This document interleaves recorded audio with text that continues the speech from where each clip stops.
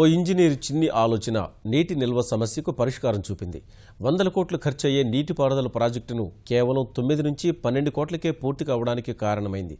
తన ఆలోచనల సమగ్ర నివేదికను ముఖ్యమంత్రికి చూపించి వెంటనే చెక్ డ్యాం నిర్మాణం చేపట్టేందుకు అనుమతి పొందారు ఆ ఇంజనీర్.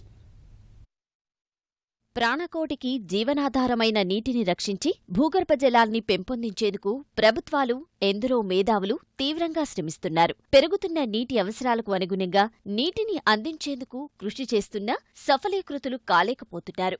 ప్రాజెక్టుల కోసం 100 కోట్ల రూపాయలు వెచ్చించడం ప్రభుత్వాలకు పెనుభారంగా మారుతోంది. ఇలాంటి తరుణంలో తన ఆలోచనకు పదును పెట్టారు కడప తెలుగుగంగ ప్రాజెక్టు ఈఈ ప్రతాప్. అనుకున్నదే తడవుగా తమ మదిలో మెదిలిన భూగర్భ ప్రాజెక్టుకు గ్రాఫిక్స్ రూపంలో ఓ రూపకల్పన చేశారు.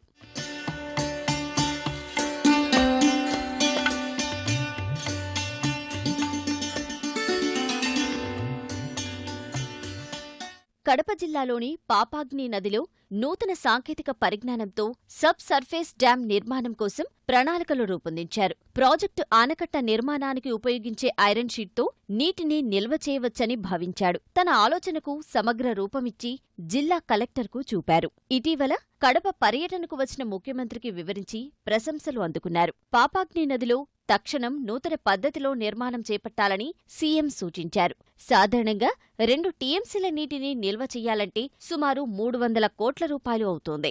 నూతన జెట్ షీట్ కోటింగ్ పరిజ్ఞానంతో భూమిలోనే నీటిని నిల్వ చేయవచ్చని ఈఈ ప్రతాప్ తెలిపారు.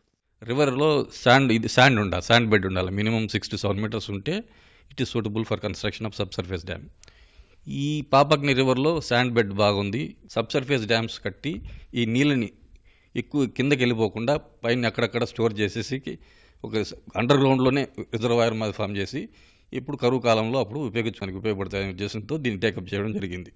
మనం జెట్ షీట్ పైలింగ్ అనేది ఒక విధానంతో ఆ పైల్ని విత్ వైబ్రో హ్యామర్ దాన్ని మనం చేసేసి కిందకి పంపించి భూమిలో హార్డ్ రాక్ వరకు పెట్టేసి ఒక బ్యారియర్ మాది ఒక డ్యామ్ మాది కట్టేసి దానిపైన పైల్ క్యాప్ వేసేసి కాంక్రీట్తో భూమి కిందనే ఉంటుంది. సో వాటర్ ఎప్పుడన్నా వచ్చినప్పుడు దానికి అక్కడ స్టోరేజ్ ఉంటుందనే ఉద్దేశంతో దీన్ని వినూత్న రీతిలో సబ్ సర్ఫేస్ డ్యామ్స్ కడుతున్నాం అన్నమాట. పాపాగ్ని నదిలో సుమారు 34 కిలోమీటర్ల పరిధిలో 6 డ్యాంలు కట్టేందుకు అధికారులు సన్నద్ధమయ్యారు. 6 ప్రాంతాలను ఎంపిక చేశారు.